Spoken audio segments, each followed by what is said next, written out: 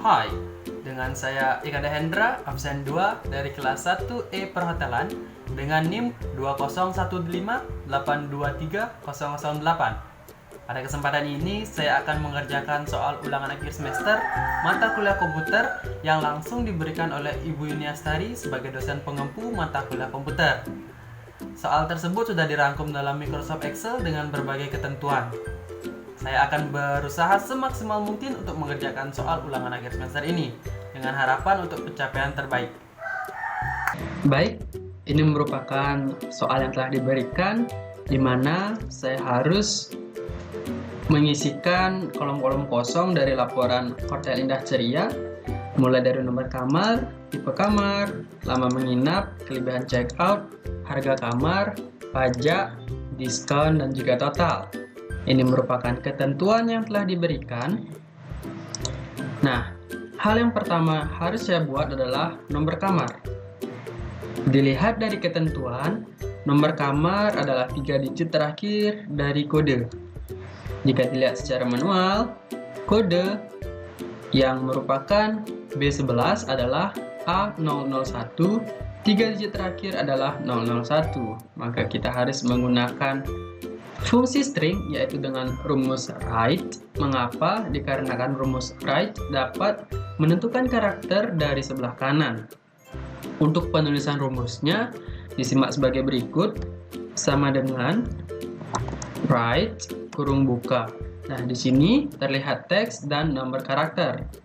Teks ini akan memuat karakter yang ingin kita ekstrak menggunakan rumus write, sedangkan number karakter adalah menentukan jumlah karakter yang ingin kita ekstrak menggunakan rumus write.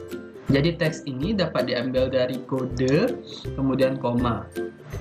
Nah, untuk koma ini bisa disesuaikan dengan versi Microsoft Excel milik kalian pribadi.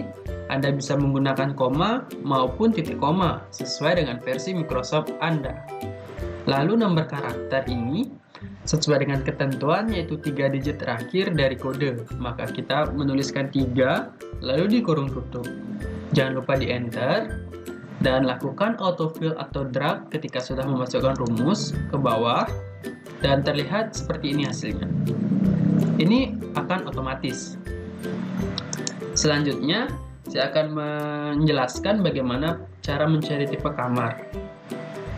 Tipe kamar, jika dilihat ketentuan adalah tipe kamar A, maka VIP, tipe kamar B, maka Deluxe, dan tipe kamar C, maka STD atau standar.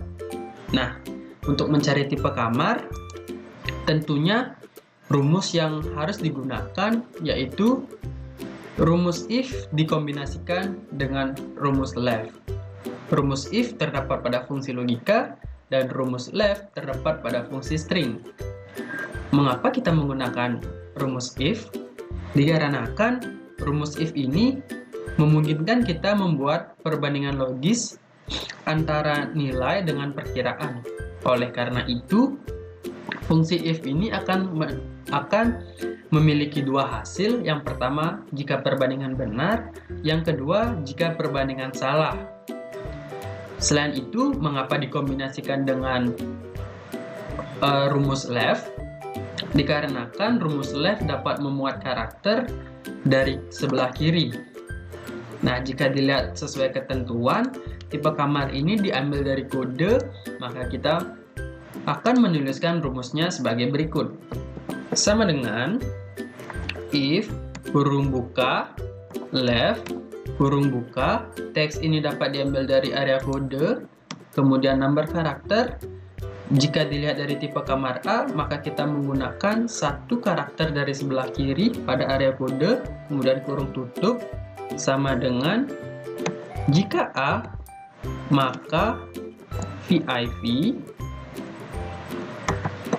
Nah, kemudian kita lakukan rumus berikutnya, yaitu if left kurung buka, teksnya ini kita klik area kode, satu karakter dari sebelah kiri pada area kode, kemudian kurung tutup, sama dengan jika B, maka Deluxe,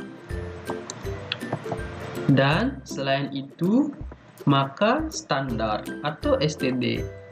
Kurung tutup 2 kali, kemudian enter. Maka hasilnya terlihat seperti ini. Jangan lupa untuk melakukan autofill atau drag ketika sudah memasukkan rumusnya. Jika rumusnya sudah benar, maka hasilnya terlihat seperti ini. Nah, selanjutnya saya akan mengerjakan lama menginap. Jika dilihat sesuai dengan ketentuan, lama menginap disesuaikan dengan check-in dan check-out. Dilihat dari ketentuan check-in, pada tanggal 5 bulan 6 tahun 2020, sedangkan untuk check-out di tabel data atau tabel utama maksud saya merupakan tanggal 6 bulan 6 tahun 2020. Untuk lama menginap, penulisan rumusnya bisa disimak sebagai berikut, sama dengan check-out dikurang check-in. Lakukan absolute. Nah, mengapa menggunakan absolute? Dikarenakan fungsi absolute sendiri adalah fungsi yang membuat suatu sel tidak mengalami perubahan di saat menjumlahkan, mengurangi, membagi, perkalian, maupun penggabungan, dikarenakan sel tersebut terkunci dan tidak bisa berubah. Lalu tekan enter. Nah, kita akan lakukan drag sampai ke bawah. Mudah bukan?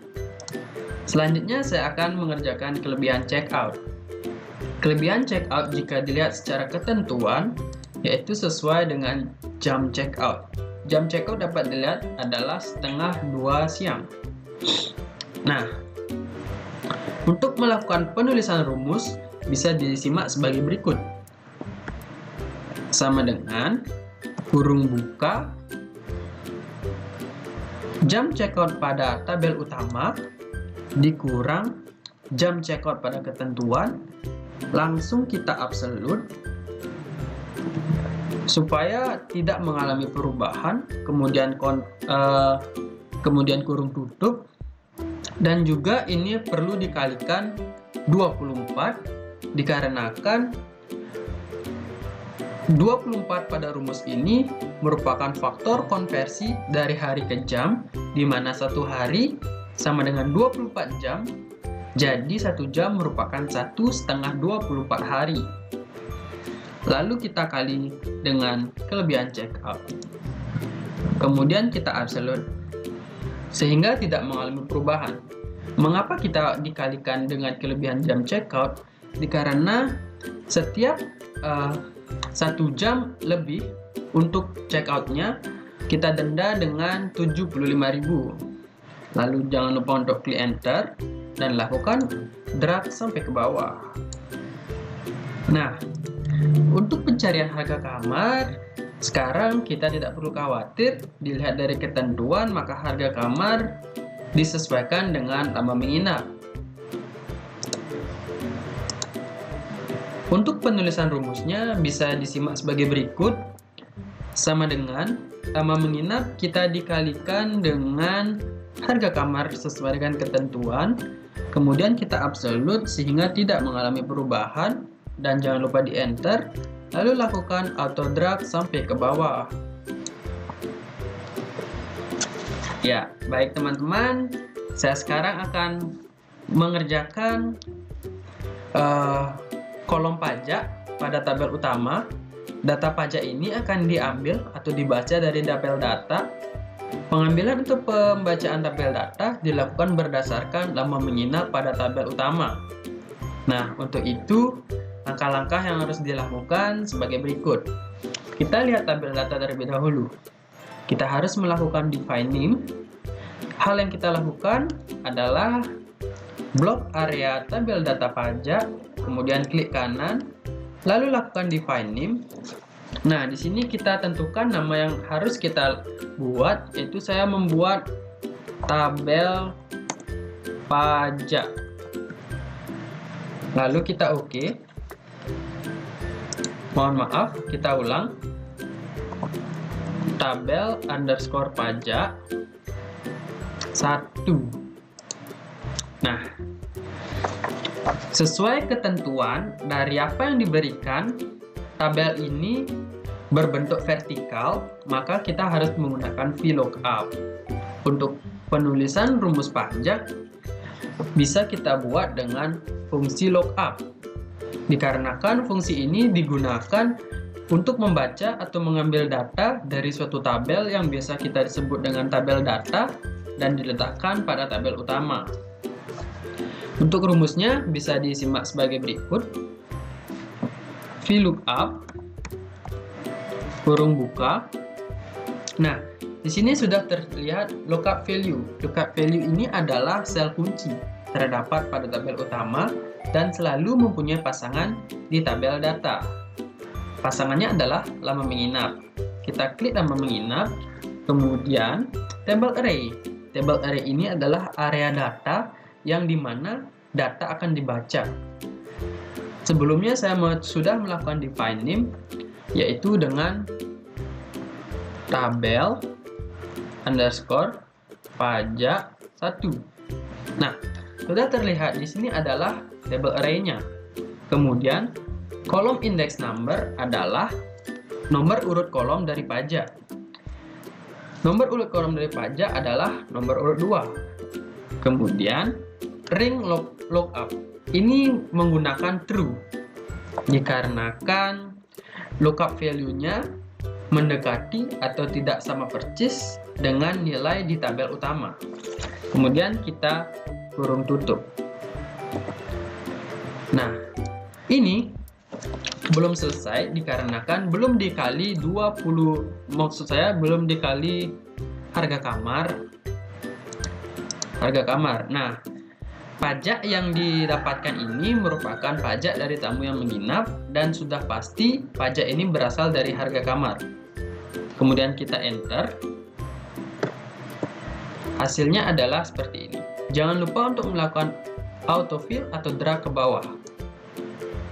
Selanjutnya pada kolom diskon, tentu saja hal ini sama dalam pengerjaan diskon dikarenakan untuk mengerjakan diskon, data diskon akan diambil atau dibaca di tabel data. Pengambilan atau pembacaan tabel diskon ini berdasarkan juga dengan lama menginap. Hal yang harus dilakukan pertama-tama yaitu untuk melakukan define name. Blok area tabel data diskon, klik kanan, lalu define name, kita buat dengan tabel underscore diskon 1. Kemudian kita OK, define name telah berhasil.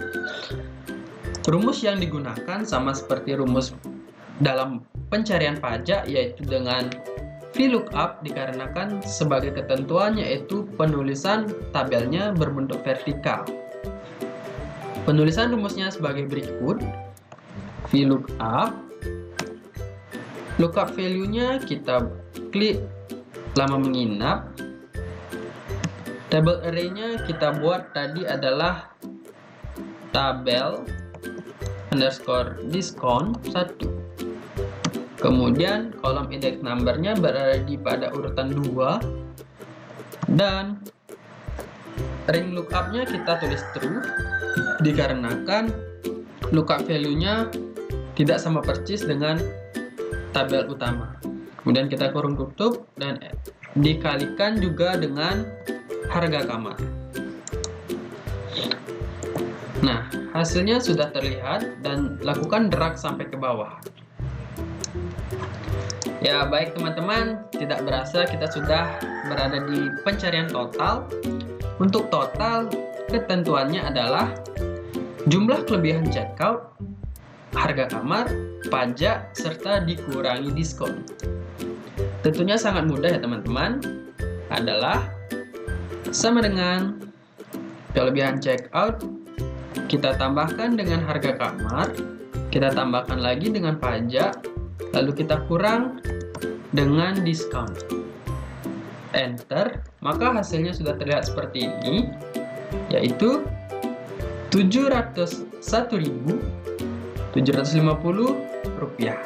dan lakukan drag sampai ke bawah.